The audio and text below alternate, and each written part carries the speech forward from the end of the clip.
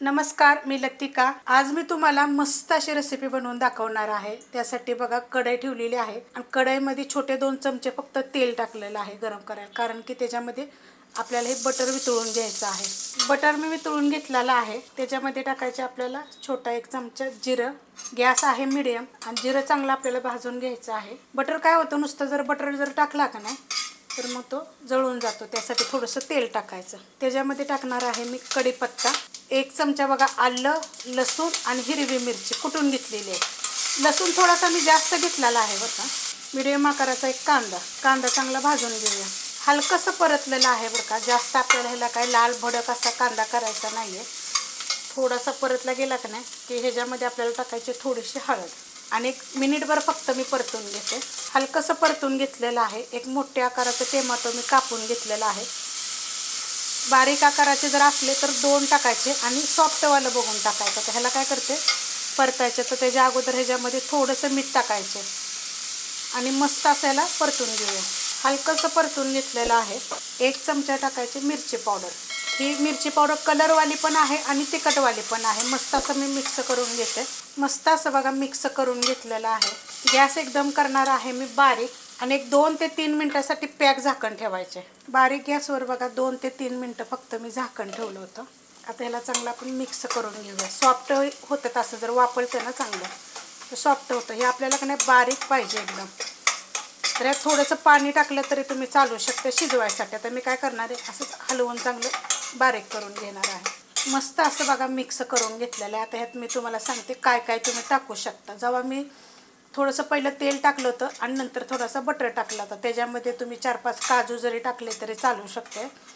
तुम्हाला जर हवा असेल का नाही तर ह्या साहित्यामध्ये तुम्ही फ्लावर, गाजर, थोडासा बटाटा अशा पण गोष्टी टाकून तुम्ही बनवू शकता बरं का। ह्यात टाकणार आहे मी थोडीशी कोथिंबीर, थोडा पुदिना जरी टाकला तरी खूप छान लागेल बरं का, मस्त लागेल एकदम। तसं पण तुम्ही करून बघू शकता। जर मिरची पावडर जर नसेल टाकायचं तर तुम्ही शेजवान सॉस वगैरे तुमच्याकडे असेल का नाही, शेजवान चटणी वगैरे तसं पण टाकू शकता। पण हे टोमॅटो आपण जास्त टाकलेलं आहे। मोठ्या आकाराचं 1 वाटी कच्चं भरून असं टाकलेलं आहे। खूप चव लागते त्यानं। अजून जर तुम्हाला चव जर ह्याची वेगळी वाढवायची असेल का नाही तर तुम्हाला मी एक रेसिपी दाखवते। काय प्रमोशन वगैरे नाही आहे। हो का, असा मॅगीचा असा भाताचा मसाला येतो। तुम्ही मला कमेंट करा, मी तुम्हाला याचं नाव सांगते। मी हमेशा असं थोडंसं भात बीत राहिला ना तर मी हे टाकते आणि बनवते। खूप चविष्ट लागतं, तुम्ही एकदा करून बघा। मस्त असं बघा हे मिक्स केलेलं आहे। गॅस बारीक करूनच मी चांगलं मिक्स करून घेतलेलं आहे। हा आपल्याला उरलेला भात आहे। ह्यात तुम्हाला थोडीसं दिसत असेल मी कोथिंबीर चिरली होती ना, त्याचं थोडं थोडं त्यात पडलेलं आहे माझ्या हाताने। परतून घ्यायचं चांगलं। हलकासा फक्त मिक्स करून घेतलेला आहे। जर तुम्ही शिळा भात जर वापरायचा नसेल का नाही तर ताजा भात पण तुम्ही शिजवून सुद्धा तुम्ही ह्याच्यामध्ये टाकू शकता। जसा बासमती वगैरे जरी टाकला तरी चालू शकते।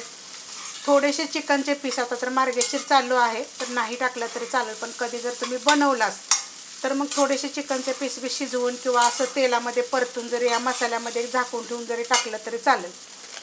हे प्रमोशन व्हिडिओ नाही आहे, तुम्हाला मी दाखवते हे अशा पद्धतीचं। आणि ह्याच्यामध्ये तुम्ही 250 ते 300 म्हणजे ग्रॅम तांदूळ असं ह्या एवढ्याशा टूपमध्ये करू शकता। तर ह्याचे नाव बिव मी सगळं व्यवस्थित सांगेन तुम्हाला, कमेंट करा तुम्ही। आता ह्याला काय करते, 2 ते 3 मिनटं मी परतून घेते।